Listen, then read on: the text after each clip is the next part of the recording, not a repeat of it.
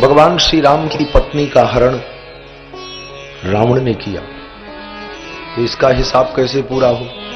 बोले अब कृष्णावतार में रावण की पत्नी का भगवान हरण करें तो हिसाब हो पूरा?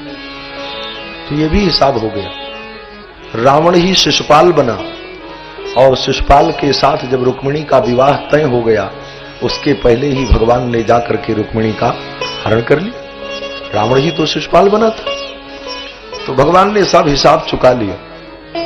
राम अवतार में भगवान ने जो जो लीला की, उसके ठीक विपरीत लीला कृष्णावतार में हुई। मानो हिसाब किताब बराबर करते हैं भगवान। श्री रामावतार में भगवान श्री राम के लिए उनके भक्त ने पर्वत उठाया। लक्ष्मण जी को शक्ति लग गई तो राम भक्त हनुमान ने पर्वत उठाया। तो भगवान ने कहा रामावतार में भक्त ने मेरे लिए पर्वत उठाया, तो कृष्णावतार में भक्तों के लिए हम पर्वत उठा लें। तो भगवान गिरधर हो, पर्वत को उन्होंने उठा करके भक्तों की रक्षा की। सोचते चले जाओ, हम तो केवल सूत्र बता रहे हैं। पूरी लीलाएं इसी प्रकार कृष्णावतार में जो लीला होती है, राम जी ने जो किया उसके ठीक।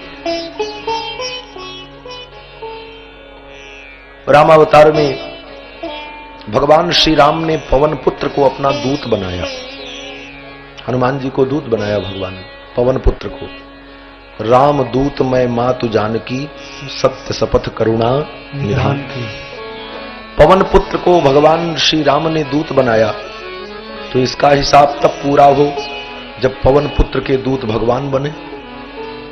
पवन पुत्र को जब भगवान ने दूत बनाया रामावतार में, तो इसका हिसाब तब पूरा होगा जब भगवान पवन पुत्र के दूत बने। तो कृष्णावतार में पवन पुत्र कौन है?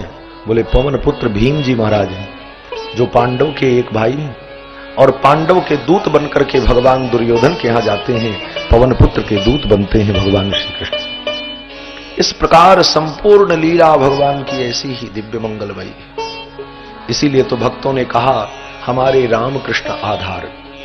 सूरदास जी कहते हैं कि भगवान श्री राम और भगवान श्री कृष्ण यही तो आधार है। इनमें से दो में से किसी एक का आश्रय ले लो। भक्त ने कहा हमारे दोनों आश्रय हैं, हमारे राम कृष्ण आधार।